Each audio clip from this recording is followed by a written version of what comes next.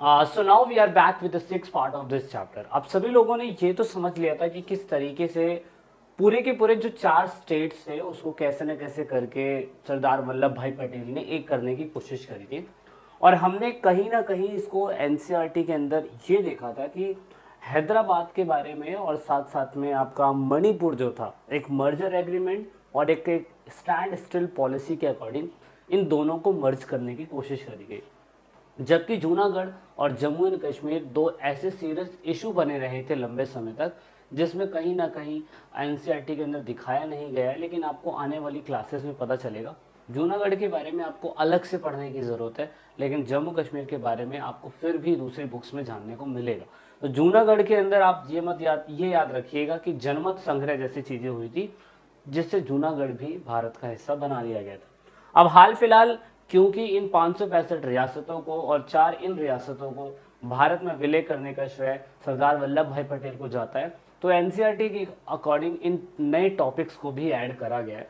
But हाल फिलहाल इस video lecture series के अंदर हम बात करेंगे पार्ट 6 की। इस चैप्टर पे 6 पार्ट कंप्लीट आ चुके हैं, ये छठा पार्ट आपको देखने को मिल रहा है। अब क्योंकि पूरे भारत के अंदर 565 रियासतों को एक कर दिया गया, अब यहाँ पे drawing the internal boundaries was another task in the processing of nation building. Bharat के लिए अब सबसे बड़ी सोच ये हो चुकी थी कि जो पूरा का पूरा इंडिया जो ब्रिटिश भारत का था, ब्रिटिश इंडिया का था, और उसके बाद दूसरा जहाँ पे देसी रियासतें थी, इन सबको जब पूरा एक कर दिया गया तो अब भारत के लिए सबसे बड़ी टास्क और सबसे बड़ा कंफ्यूजन यही बना रहा कि अब वो किस तरीके से भारत को एक इंटरनल बाउंड्रीज के अंदर डिवाइड करेंगे। जैसे कितना उत्तर प्रदेश होना चाहिए, कितना हरियाणा होना चाहिए, कितना गुजरात होना चाहिए। आपको जो नक्शे में आज 28, 27 या 26 राज्य देखने को मिल रहे हैं, वो राज्य कहीं ना कहीं आपको देखने को मिलेंगे कि कई जब देश आज़ाद हो रहा था उस टाइम पीरियड पे ये राज्य ऐसे नहीं थे। तो उस टाइम पे हमारे कॉन्स्टिट्यूशन मेकर्स और जितने भी कमीशंस थे उन सबको यही प्रॉब्लम आ रही थी कि अब राज्य या स्टेट बनाया कैसे जाएगा। तो इसके लिए the linguistics and the culture purity of India could be reflect without affecting the nation unity. Bharat की भाषाई और संस्कृति ये पूरी तरीके से इतनी ज़्यादा हमारे भारत देश के अंदर है कि अगर हम किसी भी स्टेट का निर्माण करते भी हैं तो उससे उसकी भाषा और उसकी संस्कृति का इफेक्ट ना पड़े, हमें ये सोच के करने की ज़रूरत थी। तो दोस्तों आज आपको ये मैप दिखाई दे रहा होगा, लेकिन आपको बताऊं कि हमारा जो नेशन था वो पूरी तरीके से भाषा के आधार पर बांटा गया था। गुजरात में बोलने वाले गुजराती, महाराष्ट्र में बोलने वाले मराठी, इस हिसाब से भाषा को क्या कहते हैं, भाषा के आधार पर राज्य को बांटा गया। तो our national movement had propose the formation of the state on linguistics base, भाषा के आधार पर। लेकिन आपको क्या लगता है ये चीज़ इतनी आसान थी? बात यही थी कि after the independence our leader feared that the formation of linguistic state might be lead to destruction, मतलब डिसइंटीग्रेशन। मतलब जितने भी हमारे बड़े बड़े लीडर्स थे वो यही समझ रहे थे कि अगर भाषा के आधार पर राज्य को बांट दिया जाएगा तो कहीं ना कहीं राज्य के अंदर भी डिस्ट्रीब्यूशन या राज्य के अंदर भी टूटने की संभावना हो सकती है। मैं एक एग्जांपल देता हूँ।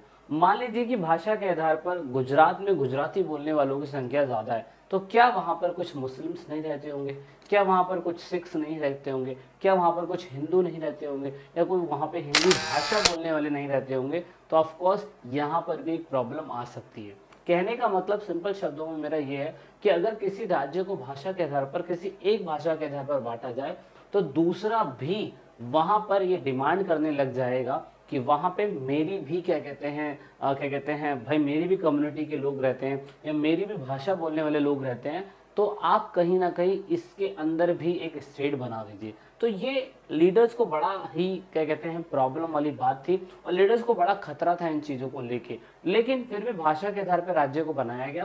क्लास 9th में आपने श्रीलंका के बारे में और क्लास 9th में आपने बेल्जियम की स्टोरी के बारे में समझा होगा, जिसमें पावर शेयरिंग सबसे बड़ी प्रॉब्लम रही थी। और यही हमारे जो पूरे के पूरे इंडियन क्या कहते हैं लीडर्स थे, उनको यही दिक्कत हो रही थी जो आज भी सीरियस इशू बना पड़ा है। जैसे पंजाब के अंदर खालिस्तानियों की डिमांड आज भी चल रही है भाषा के आधार पर।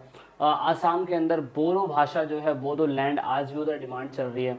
भाषा के आधार पर आज भी उत्तर प्रदेश के अंदर पश्चिम उत्तर प्रदेश अलग बनने की डिमांड हो रही है। तो यही हमारे जो फ्रीडम फाइटर्स थे, हमारे जो लीडर्स थे, वो यही कह रहे थे कि भाषा के आधार पर अगर किसी राज्य को बनाया जाएगा तो कहीं ना कहीं उसका टूटने का खतरा ना बना रहे। The faith of the princely state had not been decided. रियासतों का जो भाग्य था वो डिसाइड नहीं करा गया था कि कौन सी रियासत कौन से स्टेट के साथ जाके मिल जाएगी। ये भी एक सबसे बड़ी प्रॉब्लम थी। But you know that the central leadership decided to postpone the matter। और उन्होंने कहा कि ठीक है, अगर भाषा के आधार पर राज्यों की भाषा के आधार पर राज्यों को बनाने की डिमांड है तो इसको अभी नहीं करेंगे, उस समय के बाद, क्योंकि भारत अभी 1947 के अंदर पैदा ही हुआ है। अगर अभी से डिस्ट्रीब्यूट होने लग जाएगा तो कहीं ना कहीं एक सीरियस मैटर बन जाएगा। This decision will change by the local leader the people. और लोगों ने, वहाँ के लोकल लीडर्स ने, लोगों ने ये कहा कि नहीं नहीं, भाषा के आधार पर राज्य बंटना चाहिए, भाषा के आधार पर राज्य को बनाना चाहिए। दैट इज वाई सबसे पहला मूवमेंट, मतलब अभी कोई कमीशन बना भी नहीं, अभी ये भी डिसाइड नहीं हुआ कि कौन सा स्टेट कब बनेगा, अभी ये भी डिसाइड नहीं हुआ कि क्या चीज़ किस चीज़ के अंदर किस चीज़ को मर्ज करा जाएगा, कौन से देसी रियासत को किस स्टेट के अंदर डाल दिया जाएगा। अभी किसी ने कुछ नहीं सोचा, लेकिन सबसे पहला आंध्र प्रदेश के अंदर विशाल आंध्रा मूवमेंट चलाया गया। और यहाँ पे वहाँ के तेलुगु स्पीकिंग पीपल ने कहा कि जो मद्रास है उसको एक अलग सेपरेट बना दिया जाए स्टेट, ताकि हमें कोई दिक्कत ना हो। All the politician party in the Andhra region support the movement. और बहुत सारे आंध्र प्रदेश के रीजन ने इस मूवमेंट को सपोर्ट करने की कोशिश करी। इस आंदोलन को विशाल आंध्रा मूवमेंट कहा जाता है। और आपको याद रखना पड़ेगा कि भाषा के आधार पर अगर कोई राज्य बना था कमीशन बनने से पहले, तो सबसे पहला स्टेट भाषा के आधार पर आंध्र प्रदेश ही बना था। तो आप देख सकते हैं they demand that the Telugu speaking area should be separate from the Madras. और वो कहने लगे कि जो भी तेलुगु स्पीकिंग पीपल है वो मद्रास से अलग होना चाहिए, मद्रास अलग बनना चाहिए और आंध्र प्रदेश अलग बनना चाहिए। तो ये सबसे बड़ी प्रॉब्लम थी। और बहुत बड़े लीडर पुट्टी श्रीरामुलु, वो कांग्रेस के बड़े ही गांधीवादी नेता थे और उन्होंने 56 डेज का क्या कहते हैं फास्ट भी रखा था, जिसकी वजह से उनकी डेथ हो गई। सोचिए, कोई एक नेता भाषा के आधार पर राज्यों की डिमांड कर रहा बनाने की, और तेलुगु स्पीकिंग पीपल है, आंध्र स्पीकिंग पीपल भी तो डिमांड कर सकते थे। तेलुगु स्पीकिंग पीपल ने पहले डिमांड करी आंध्र प्रदेश बनाने की, और आंध्र प्रदेश से ही फिर तेलुगु स्पीकिंग पीपल ने तेलंगाना बनाने की डिमांड करी। सोचिए ऐसे कितने स्टेट, तो स्टेट छोटे से छोटे रह जाएंगे। और यही थी हमारे लीडर्स को खतरा कि अगर स्टेट में से स्टेट को निकाल दिया जाएगा तो छोटे छोटे स्टेट्स बनते चले जाएंगे, माचिस के खोखे जैसा हमारा जो राज्य हो जाएगा। और उसकी वजह से हम छोटे छोटे स्टेट में कितने कितने सीएम्स को, कितने पीएम को, कितने क्या कहते हैं गवर्नमेंट पुलिस, कितना खर्चा कैसे करेगी सरकार। तो ये बहुत बड़ा इशू था। लेकिन हाल फिलहाल सबसे पहला 56 डेज का फास्ट रखने वाले पुट्टी श्रीरामुलु, उन्होंने आंध्र प्रदेश को बनाने की डिमांड करी। ये भी तेलुगु स्पीकिंग पीपल थे और इन्होंने पूरी तरीके से कहा कि मद्रास से अलग होना चाहिए। अब यहाँ पे जब उनकी डेथ हो जाती है तो डेथ होने के बाद आप देखोगे कि पूरे के पूरे आंध्र प्रदेश के अंदर वहाँ की जो लेजिस्लेटिव गवर्नमेंट थी, उन्होंने पूरे के पूरे मद्रास असेंबली को रिजाइन दे दिया। और इस वजह से पूरी की पूरी विधानसभा के अंदर कहीं ना कहीं ये डिस्प्यूट बना रहा कि आंध्र प्रदेश को मद्रास के अंदर मर्ज क्यों करा जा रहा है, और मद्रास एक अलग स्टेट होना चाहिए, आंध्र प्रदेश एक अलग स्टेट होना चाहिए। तो बहुत सारे कांग्रेस लीडर ने उस समय जो मद्रास विधानसभा थी उसके अंदर से रिजाइन दे दिया और ये कहा कि हमारा जो तेलुगु स्टेट स्पीकिंग पीपल है उसके लिए आंध्र प्रदेश अलग बनना चाहिए। तो इसीलिए आंध्र प्रदेश का गठन 1952 दिसंबर में किया गया और आंध्र प्रदेश भाषा के आधार पर पहला राज्य बनाया गया। तो आप ये देख सकते हैं मैप के अंदर। अब दोस्तों यहाँ से ही इस कहानी की शुरुआत होती है और ऐसे मूवमेंट पूरे भारत के अंदर चलने लग जाते हैं कि हर कोई कहता है कि भाषा के आधार पर राज्य बनना चाहिए, भाषा के आधार पर राज्य बनना चाहिए। देन फाइनली सरकार डिसाइड करती है कि दिसंबर 1942 के अंदर जैसे ही भाषा के आधार पर नया राज्य बनता है आंध्र प्रदेश, वैसे ही सरकार अगले साल 1953 के अंदर फजल अली को चेयरमैन बनाया जाता है। इस कमीशन को फजल अली कमीशन भी कहा जाता है और स्टेट रीऑर्गेनाइजेशन कमीशन भी कहा जाता है। ये कमीशन पेपर के लिए और आपके एग्जाम के लिए बहुत ज़रूरी है।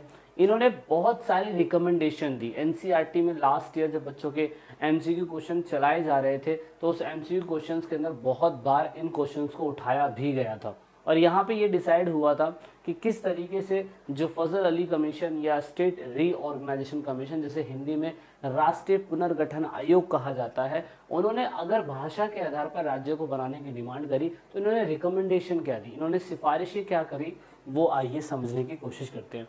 1956 यानी कि काफ़ी 3 साल स्टडी करने के बाद उन्होंने रिकमेंडेशन ये दी कि पूरे भारत के अंदर 14 स्टेट और 6 यूनियन टेरिटरीज बनाए जाएंगे और उसके बाद भाषा के आधार पर राज्य को बनाया जाएगा। एंड देन उसके बाद अगर आप कहेंगे तो यहाँ पे दिल्ली जो है और चंडीगढ़ है, दिल्ली को नेशनल कैपिटल बनाया गया था, चंडीगढ़ को 2 स्टेट की राजधानियाँ बनाई गई थी। तो ये बहुत बड़ा रिकमेंडेशन दिया गया था। इसकी वजह से क्या हुआ, इसकी वजह से छोटे छोटे regional leader become the part of national politics, uniform division of the state, strengthening the nation unity, acceptance of the principle of diversity. मतलब देखो, हर राज्य के अंदर अगर छोटे छोटे राज्यों के अंदर छोटे छोटे और राज्य बनने लग जाएंगे तो उसकी जो स्ट्रेंथ है ना, मजबूती, वो टूट जाएगी। और जब टूट जाएगी मजबूती तो फिर क्या रहेगी राजनीति। इस हिसाब से आप ये देखने की कोशिश करेंगे कि कहीं ना कहीं सरकार समझा रही थी कि भाषा के आधार पर राज्य बनना चाहिए, लेकिन छोटी छोटी भाषाओं को लेकर अगर राज्यों की डिमांड होकर और राज्य बनाने की कोशिश करी जाए तो देश की जो मजबूती है, जो स्ट्रेंथ है, वो खराब हो जाएगी। इस हिसाब से अगर आप प्रेजेंट टाइम पे देखें तो प्रेजेंट टाइम पे 1952 के अंदर 1951 के अंदर सॉरी, आंध्र प्रदेश जब अलग हुआ था तो उसके बाद इसकी गिनती यही नहीं रुकी, क्योंकि 1956 के अंदर, कब, 1956 के अंदर, मैं आपको दिखा देता हूँ, 1 सेकेंड, मतलब 1956 में स्टेट रीऑर्गेनाइजेशन ने तो क्या कहते हैं, एक पूरी तरीके से भाषा के आधार पर राज्य बोल दिया कि बनेगा। उसके बाद ये चीज़ यही नहीं रुकी। उसके बाद अगर आप देखने की कोशिश करो तो 1951 के हिसाब से देखा जाए तो 19 एडमिनिस्ट्रेशन डिवीजन हो चुके थे, 29, जिसमें से 1966 के अंदर अगर आप देखो तो Punjab split into small Punjab state, new Haryana और आपका छत्तीसगढ़ जो था यूनियन टेरिटरी बन गया। 1956 के बाद फिर आता है 72, फिर आता है 72, फिर आता है 63, 87, 87।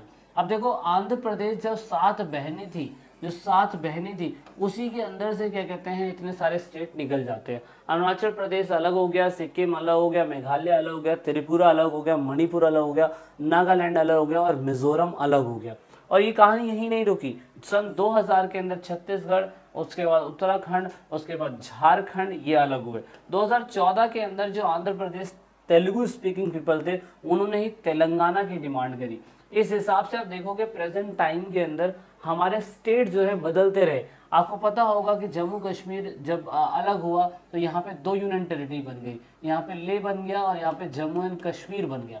इस हिसाब से आप देख सकते हो भारत के अंदर एक से क्रिएशन होता चला जा रहा है। अगर आप करंट अफेयर की बात करें तो करंट अफेयर के अंदर अगर आप देखने की कोशिश करें तो कुछ इस प्रकार हमें देखने को मिल जाता है कि union territory Andaman Nicobar, Dadar and Nagar Haveli and Daman Diu, Jammu and Kashmir और उसके बाद लक्षद्वीप, पौंडीचेरी, लद्दाख, दिल्ली तो है ही और चंडीगढ़। तो 1 2 3 4 5 6 7 8 यूनियन टेरिटरी हो चुकी है। और I think Daman and Diu और दादर नागर हवेली एक हो चुका है और बाकी ये सारे के सारे स्टेट्स हमें दिखाई देते हैं।